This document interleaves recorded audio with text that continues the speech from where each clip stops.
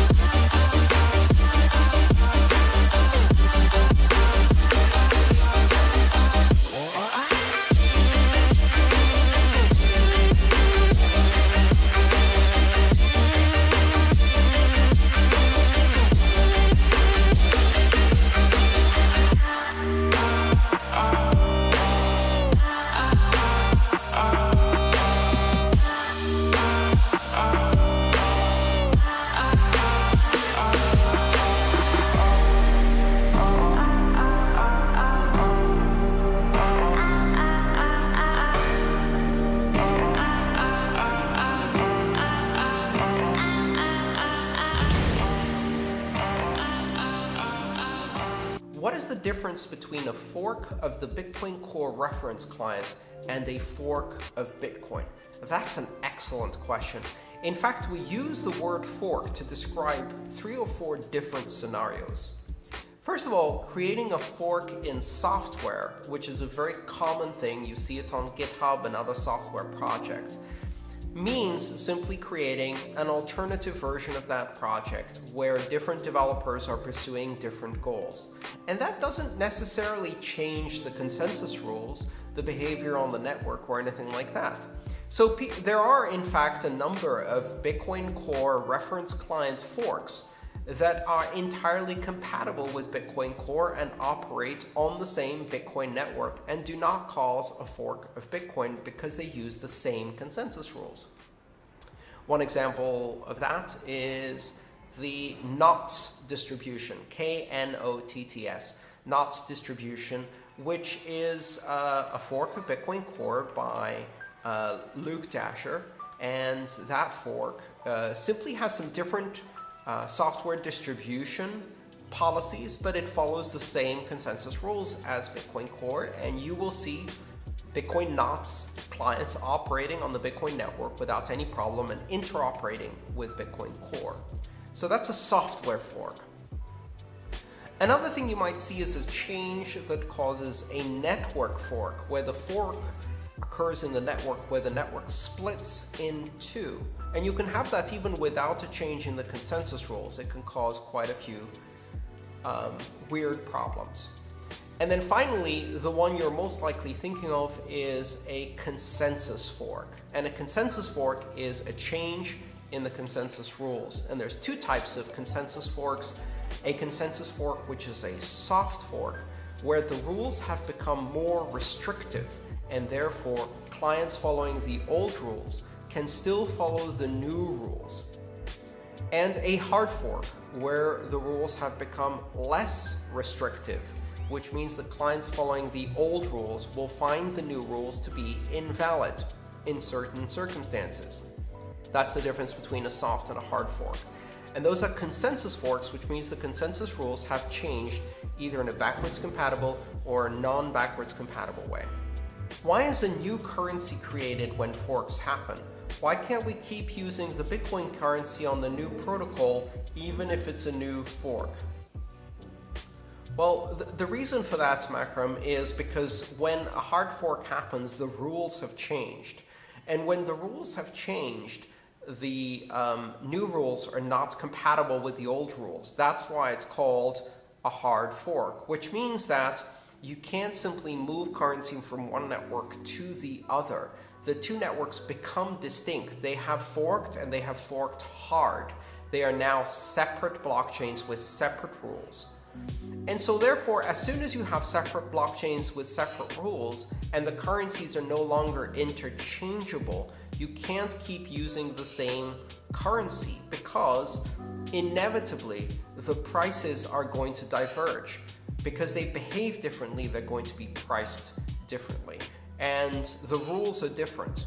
And you can't transfer one to the other without doing an exchange, which again makes it so that they are in effect different currencies. It's not that there are technical barriers to prevent you from treating it as the same currency, it's that they are economic and technical barriers. You have a divergence of the consensus rules, you have a divergence of the networks, you have a splitting of the liquidity, you have a splitting of the fungibility, and therefore you have a splitting of the economics. Was Bitcoin Unlimited a separate blockchain because the nodes accepting bigger block sizes would have been banned by the nodes operating on Bitcoin Core? Yes and no. First of all, Bitcoin Unlimited was a change in the consensus rules, and the nodes accepting bigger block sizes are running different consensus rules. Now, these consensus rules are less restrictive than before. So before the change in Bitcoin Unlimited, a 1 megabyte block was acceptable. After the change, a greater than 1 megabyte block was acceptable, which is a lesser restriction. And when you have a lesser restriction, that means that nodes that are expecting a 1 megabyte block, if they see something bigger than 1 megabyte block, see that as invalid. That means that's a hard fork consensus rule change. So not only would Bitcoin Core nodes refuse to accept the blocks produced on that network as valid, but this would also, as a secondary effect, cause a network fork where the nodes that are propagating these larger blocks will get banned because as far as the Bitcoin Core nodes are concerned, these nodes are propagating invalid blocks. So the change in consensus rules, the hard fork in the consensus rules, then causes a split in the network, a network fork, because those nodes get banned for propagating invalid blocks. Does the Bitcoin network ever go down for maintenance or a system upgrade? No, it doesn't. Unlike the banking system, Bitcoin is up 24 hours a day, 7 days a week, 365 days a year. Current uptime for the Bitcoin network is 99.99% and higher.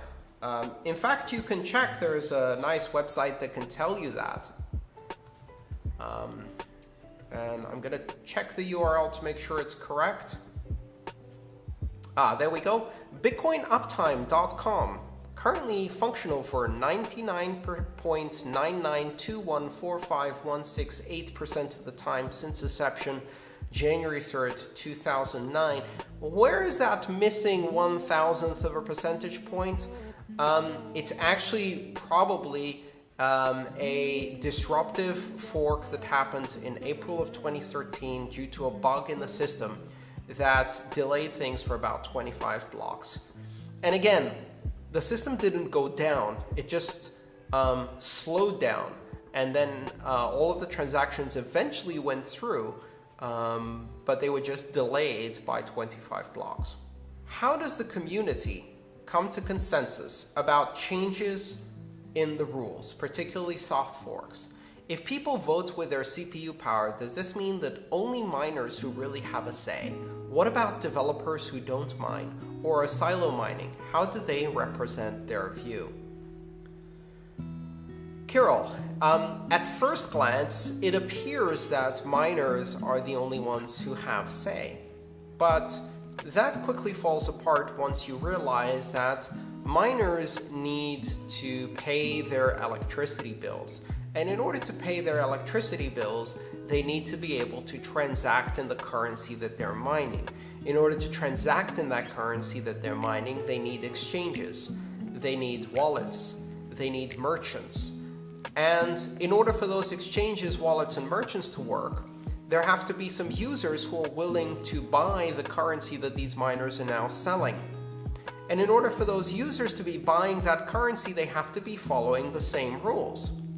So If miners implemented a change that the rest of the economy in Bitcoin rejected, miners would continue to mine, and they would produce a blockchain with these new rules. But they wouldn't be able to sell the currency on that blockchain because none of the exchanges would accept it, none of the wallets would use it, and no one would buy it because everybody's still operating by a different set of rules. Now that means, of course, that those who are operating by a different set of rules, exchanges, wallets, users, buyers, merchants, etc., no longer have miners mining their chain, which would definitely slow that chain down, perhaps even stop it for a while. But if that economy still has economic purchasing value, some of the miners might decide that they might want to mine that chain where the rewards have really gone up because there isn't that much competition for mining. Those miners would actually make better profits, so they would defect and start working for the economic majority. And as soon as that happens, you immediately see how things balance out pretty quickly.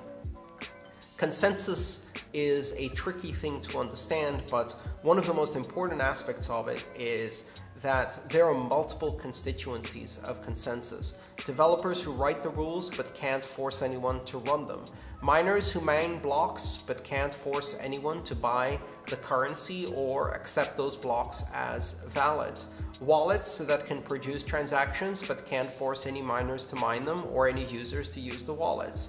Merchants who sell products but can't force anyone to buy those products or give them the currency they want, etc., etc. Everybody seems to have power, but they only have power if they play by the majority rules. And if they stop playing by the majority rules, they are the ones who are losing out economically. And so as a result, consensus is something where you can have a lot of power as long as you keep doing what the majority says. The moment you try to go against the majority, that power becomes very, very weak, very, very quickly, and comes with significant economic costs. That's how consensus stays together.